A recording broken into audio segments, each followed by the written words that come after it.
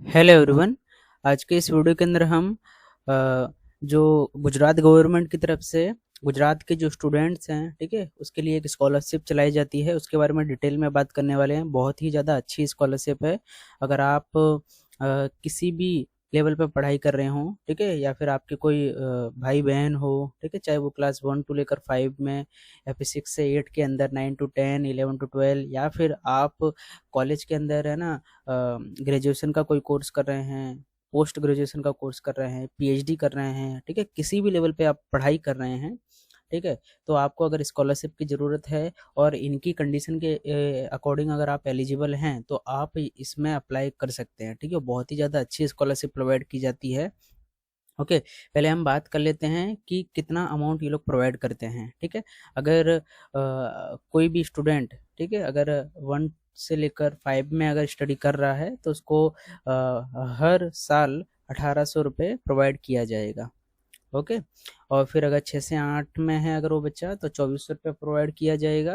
अगर 9 से 10 में है तो 8000 रुपये। ये पर एनुअम का है, ठीक है, साल का, ये पर मंथ का नहीं है। फिर 11 से लेकर अगर 12th में हो अगर आप, तो आपको 10,000 रुपये ये लोग प्रोवाइड करेंगे हर साल, ठीक है। फिर इसके बाद अगर आपने पोस्ट सॉरी ये ग्रेजुएशन के अंदर अगर आपने एडमिशन लिया है, ठीक है, BA, BCom, BBA, BSc, BCA, okay, LLB जैसे जो कोर्सेज रहते हैं, अगर उनमें अगर आपने एडमिशन लिया है तो आपको ये लोग हर साल है ना 10,000 रुपये प्रोवाइड करेंगे, ठीक है, एज ए स्कॉलरशिप।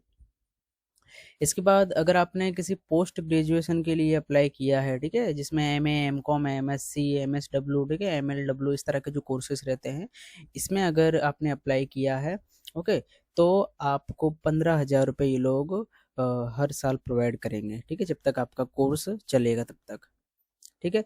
फिर कुछ जो थोड़े प्रोफेशनल कोर्स होते हैं, आपको पता होगा प्रोफेशनल जो कोर्स होते हैं, एमसीए, एमबीए जैसे, इनमें थोड़ी फीस ज़्यादा रहती है। तो इस तरह के जो पोस्ट ग्रेजुएशन के जो कोर्स रहेंगे, इसके अंदर गवर्नमेंट आपको 25,000 रुपये हर साल प्रोवाइड करेगी, ठीक है। अगर सेमेस्टर बेस्ड है तो हर सेमेस्टर आपको प्रोवाइड किया जाएगा ये स्कॉलरशिप, ठीक है। फिर इसके बाद अगर आपने किसी भी डिप्लोमा कोर्स के अंदर अगर एडमिशन लिया है, ठीक है, जो डिप्लोमा कोर्स आप लोग जानते होंगे 10वीं के बाद ज़्यादातर जो बच्चे करते हैं, या फिर आपने 12th के बाद भी कई डिप्लोमा कोर्स किए जाते हैं, डी फार्मा, इस तरह के, ठीक है, डीएमएलटी कोर्स होता है, लोग है ना जीएनएम, एएनएम जैसे कोर्स करते हैं नर्सिंग के अंदर, ओके, बहुत सारे कोर्सेज होते हैं डिप्लोमा लेवल पर। तो अगर वो करते हैं अगर आप, है ना, क्लास 10th के बाद, तो आपको गवर्नमेंट की तरफ से 25,000 रुपये की स्कॉलरशिप पर ईयर प्रोवाइड की जाएगी, ठीक है। फिर इसके बाद अगर आप थोड़ा और हायर लेवल की स्टडी करते हैं, जिसके अंदर हम है ना मेडिकल और डेंटल की स्टडीज़ को इंक्लूड करते हैं, ठीक है, ये दिखाई दे रहा होगा आपको। तो अगर आपने नीट के थ्रू, इस तरह के एग्ज़ाम्स के थ्रू एडमिशन लेकर अगर आप डेंटल या फिर मेडिकल के अंदर एमबीबीएस जैसी जो कोर्सेज रहते हैं, इनकी अगर आप पढ़ाई कर रहे हैं, ठीक है, तब भी गवर्नमेंट की तरफ से बहुत अच्छा सपोर्ट दिया जाता है, ठीक है। मिनिमम आपको 25,000 रुपये प्रोवाइड किया जाएगा, ओके, और मैक्सिमम आपको 2 लाख तक रुपए मिलेंगे, ठीक है। या फिर आपकी जो फीस है, ठीक है, उसका 100% आपको प्रोवाइड किया जाएगा। जो भी ज़्यादा रहेगा वो आपको प्रोवाइड किया जाएगा। अगर आपकी फ़ीस, अगर आप प्राइवेट कॉलेज से अगर आप एमबीबीएस कर रहे हो, वहाँ की अगर 3-4 लाख रुपए फ़ीस है तो वो 100% गवर्नमेंट आपको प्रोवाइड करेगी, ठीक है। तो बहुत ज़्यादा अच्छी स्कॉलरशिप है ये, ओके। फिर इसके बाद और भी जो प्रोफेशनल कोर्स होते हैं पोस्ट ग्रेजुएट लेवल पे जो किए जाते हैं, ठीक है ना, जैसे फार्मेसी के अंदर, एग्रीकल्चर के अंदर, आयुर्वेदा के अंदर, होम्योपैथी के अंदर, नर्सिंग के अंदर, ओके, फिजियोथेरेपी के अंदर, पैरामेडिकल कोर्सेज होते हैं बहुत सारे, ठीक है, गुजरात के अंदर होते हैं बहुत सारे, आपको पता होगा बीओटी होता है, इस तरह के बहुत से कोर्स होते हैं। उसके अंदर भी कम से कम 25,000 रुपये और ज़्यादा से ज़्यादा 50,000 रुपये लोग एज ए स्कॉलरशिप प्रोवाइड करते हैं, ओके। फिर इसके बाद इसी तरीके से जो पोस्ट ग्रेजुएशन लेवल पर प्रोफेशनल कोर्स और भी जो होते हैं इंजीनियरिंग और टेक्नोलॉजी के अंदर, है ना, आर्किटेक्चर के अंदर, इस तरह के जो कोर्सेज रहते हैं, ओके, बीटेक, एमटेक, ओके, तो उसमें भी गवर्नमेंट आपको 25,000 रुपये और मैक्सिमम आपको 50,000 रुपये, या फिर आपकी जो फीस है उसका 100% प्रोवाइड करेंगे, ओके। चलो, ये तो हुआ जस्ट आपकी फीस, ओके, फीस मिलेगी आपको रिटर्न।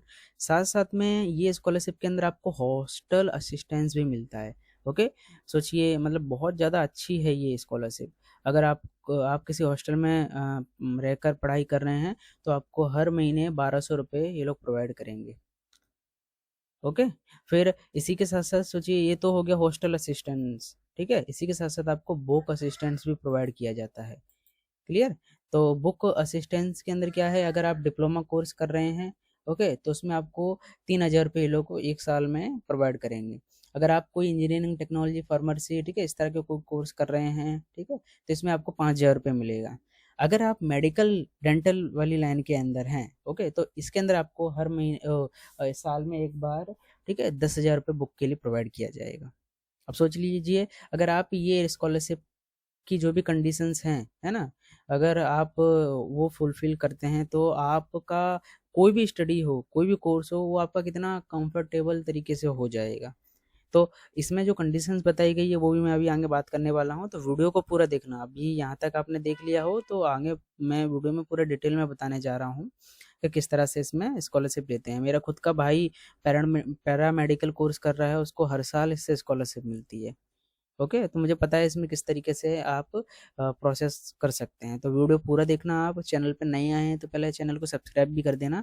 मेरे चैनल पे आपको स्कॉलरशिप से रिलेटेड बहुत सारे वीडियोस अभी आने वाले हैं, ठीक है। मैं हर तरह की जो हेल्प हो सकती है स्टूडेंट के लिए वो मैं करने का ट्राई करूँगा। तो चैनल को सब्सक्राइब करना, और वीडियो अच्छा लग रहा हो तो लाइक भी करना, ठीक है। चलिए अब हम आगे समझते हैं कि इसमें अप्लाई कौन कर सकता है, एलिजिबिलिटी क्या है। तो देखिए, आप में से अगर बहुत ज़्यादा अच्छे बैकग्राउंड से अगर आप आते हैं, आपके आपके जो पापा मम्मी हैं, कोई भी है, अगर वो गवर्नमेंट सेक्टर के अंदर है, तो देखिए आप इसमें एलिजिबल नहीं हैं, ठीक है। पहली बात तो ये। तो एलिजिबल कौन है? जो लोग जिनके माता पिता अगर इस तरह का काम करते हैं, ठीक है, जो Gujarat building and construction worker welfare board के अंडर आता है, ठीक है। वो काम क्या है वो भी मैं बताऊंगा, ठीक है। आप, तो अगर आपके पापा, है ना, इस तरह के काम, या फिर आपकी मम्मी भी, ठीक है, इस तरह का काम करते हैं जो इस डिपार्टमेंट के अंडर में आता है, तो आपको ये स्कीम का बेनिफिट मिलेगा। ओके। इस स्कॉलरशिप में अप्लाई करने के लिए आपको एक कार्ड बनवाना पड़ेगा जिसको बोला जाता है ई निर्माण कार्ड, ठीक है। ये गुजरात गवर्नमेंट का ही कार्ड है। जैसे एक है ना ई श्रम कार्ड आया था, वो तो नेशनल लेवल का था। ये गुजरात गवर्नमेंट स्पेशली खुद का चलाती है ई निर्माण कार्ड। अगर ई निर्माण कार्ड आपका बन जाता है, वो उसका प्रोसेस भी बहुत नॉर्मल है, उसको लेकर भी मैं एक वीडियो बनाऊंगा कि ई निर्माण कार्ड कैसे बनवाया जाता है, ठीक है। तो अगर आपका ई निर्माण कार्ड बन जाता है, ओके, और वो ई निर्माण कार्ड ये डिपार्टमेंट वाले ही बना के देते हैं, और जो लोग एलिजिबल होते हैं उन्हीं को देते हैं ये बना के, ठीक है। तो अगर आपका ई निर्माण कार्ड है, आप आराम से इसमें अप्लाई कर सकते हो, ओके, और कोई भी डॉक्यूमेंट नहीं चाहिए, ठीक है। तो इस तरह की चीज़ें हैं। और अच्छी बात क्या है कि आप ये ई निर्माण कार्ड आपके पास आ जाता है तो आपके परिवार में, ठीक है, मान लीजिए आपके पापा हैं, उनके अगर 3 बच्चे हैं तो कम से कम 2 बच्चों की स्कॉलरशिप आपको मिल सकती है। ओके, 2 बच्चे अगर आपके मतलब तुम हो, तुम्हारे भाई है, एक बहन हो, जो भी हो, कम से कम 2 लोगों को स्कॉलरशिप प्रोवाइड की जाती है साल में। ओके, एक साल में 2 लोग अप्लाई कर सकते हैं। ओके। तो जो एप्लीकेशन जो प्रोसेस रहती है, ओके, वो नॉर्मली ऑनलाइन भी है, ऑफलाइन भी है। आपको अगर देखिए, आपको दिख रहा होगा, आपको पहले ई निर्माण कार्ड के लिए प्रोसेस करना पड़ेगा, और उसकी वेबसाइट ये है, इस पे जाकर आपको रजिस्टर करना है अपना। जो भी आपके फादर हैं, ठीक है, जो भी काम करते हैं, देखिए कौन लोग ई निर्माण कार्ड के लिए अप्लाई कर सकते हैं उसके बारे में मैं बता देता हूँ। ये देखिए ई निर्माण कार्ड की जो वेबसाइट है, इसी पे अप्लाई करना है। मैं आपको ओपन करके बता देता हूँ।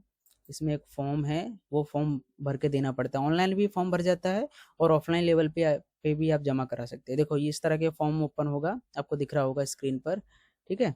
अब मैं बता देता हूँ कि कौन लोग ई निर्माण कार्ड बनवा सकते हैं।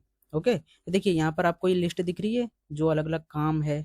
ओके, शायद आपको दिख रहा होगा, ये 38 या 39 जितने काम है ये, ठीक है, दिख रहा होगा अलग अलग ये जो काम किए जाते हैं, है ना, उनके नाम दिए हैं। अगर ये चढ़तर का काम, कड़िया, सुथार, लोहार, वेल्डर, वायरमैन, ठीक है, इलेक्ट्रिशियन, जितने भी काम है ऑलमोस्ट, देखिए हम सब मिडिल क्लास फैमिली से ही आते हैं ज़्यादातर के जो फादर होंगे। ओके, अगर आप अच्छी फैमिली से बिलोंग करते हैं तो देखिए आपको वैसे ही स्कॉलरशिप नहीं लेनी चाहिए, जिससे जो लोग एलिजिबल हैं, जिन्हें सच में मिलनी चाहिए, उन्हें ये प्राप्त हो। ओके, तो अगर आप आपके फादर या फिर आपकी मम्मी, ओके, कई लोगों की मम्मियाँ भी काम करती हैं, इनमें से किसी भी लाइन के अंदर अगर काम कर रही हैं, ठीक है, इस सेक्टर में या फिर कर रहे हैं, ठीक है, इस सेक्टर के अंदर काम कर रहे हैं, ये जितने भी काम दिए हुए हैं, तो आप ई निर्माण कार्ड के लिए अप्लाई कर दीजिए। कोई ज़्यादा डॉक्यूमेंट्स नहीं मांगे जाते हैं। हाँ, एक चीज़ और होनी चाहिए, आपके पास राशन कार्ड भी होना ज़रूरी है, ठीक है।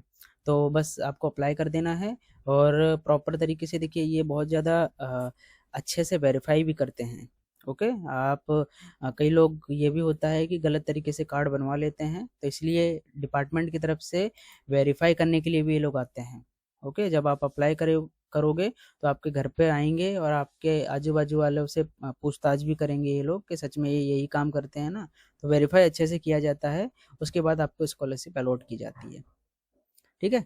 तो देखिए, डॉक्यूमेंट की बात करें कि कौन कौन से डॉक्यूमेंट जरूरी है, तो एक तो ई निर्माण कार्ड जरूरी है, ठीक है। फिर आपके पापा का फोटो, आधार कार्ड, राशन कार्ड, अगर आप किसी जाति से बिलोंग करते हैं तो जाति देनी पड़ेगी आपको, ओके। फिर एज प्रूफ देना पड़ेगा, कोई भी आप दे सकते हो, ठीक है। और फिर आपको एक सेल्फ डिक्लेरेशन फॉर्म भी भरना पड़ता है, बैंक की डिटेल्स देनी पड़ती हैं, ठीक है। फिर और भी कोई अगर डॉक्यूमेंट चाहिए तो वो भी देना पड़ता है, ओके। ये वाला जो मैंने सारे डॉक्यूमेंट बताई, ये आपको ई निर्माण कार्ड के लिए चाहिए, ओके। अगर आपको स्कॉलरशिप के लिए अप्लाई करना है तो एक तो आपको ई निर्माण कार्ड अपलोड करना पड़ेगा, ठीक है। उसके बिना तो आप अर्जी कर ही नहीं सकते हैं। उसके बाद आप जहाँ से पढ़ रहे हो वहाँ से आपको बोनाफाइड सर्टिफिकेट बनवा के अपलोड करना पड़ेगा, ठीक है। जिस भी सेमेस्टर में हो, ईयर में हो, वो देना पड़ेगा आपको। आपकी पासपोर्ट साइज फोटो, जो बच्चा अप्लाई कर रहा है उसकी, ठीक है, उसका आधार कार्ड, ओके, उसका जो लास्ट सेमेस्टर का या फिर जो भी लास्ट उसका जो रिजल्ट है उसका फोटो अपलोड करना पड़ेगा। फीस रिसिप्ट अपलोड करनी पड़ेगी। अगर आप हॉस्टल की मतलब स्कॉलरशिप भी लेना चाहते हैं तो आपको हॉस्टल में आप रह रहे हो उसका प्रूफ देना पड़ेगा। उसकी आप क्योंकि हॉस्टल में भी फीस भर रहे होंगे तो वहाँ का भी आपको पेमेंट रिसिप्ट देना पड़ेगा, ओके। आप अगर बुक के लिए असिस्टेंस मांगना चाहते हो तो आपको ओरिजिनल बिल अपलोड करना पड़ेगा, ओके। और अगर आपके नाम में कोई दिक्कत है, ठीक है, तो आपको एक एफिडेविट भी देना पड़ेगा, फिर गैजेट देना पड़ेगा। फिर आपको स्कॉलरशिप चाहिए, उसका उस बैंक का है ना, पासबुक का फर्स्ट पेज देना पड़ेगा, ओके। और फिर अगर आपकी जो स्कॉलरशिप है उसका अगर अमाउंट 5,000 से ज़्यादा है तो आपको एक एफिडेविट देना पड़ेगा, ठीक है। एफिडेविट बनवा के देना पड़ेगा, नॉर्मल होता है। वो कैसे बनवाना होता है उसका भी प्रोसेस वेबसाइट पे दिया रहता है, ठीक है। तो बस इस तरह के डॉक्यूमेंट आपको चाहिए। तो आशा करता हूँ कि इस वीडियो के अंदर मैंने इस स्कॉलरशिप के बारे में आपको अच्छे से बताया होगा। इसके अलावा भी मैं और भी बहुत सारी स्कॉलरशिप जो गुजरात के अंदर चलती हैं, ओके, वो मैं टाइम टू टाइम लाता रहूँगा। और भी कुछ प्राइवेट स्कॉलरशिप भी होती हैं, उनमें कैसे आप अप्लाई कर सकते हो उसके बारे में मैं वीडियोस लाता रहूँगा, ठीक है। वीडियो शेयर करना, अगर कोई एलिजिबल स्टूडेंट हो कम से कम उसकी हेल्प हो सके, ठीक है। वीडियो अच्छा लगा हो तो लाइक करना, चैनल को सब्सक्राइब कर देना। चलिए मिलते हैं अगली वीडियो के अंदर।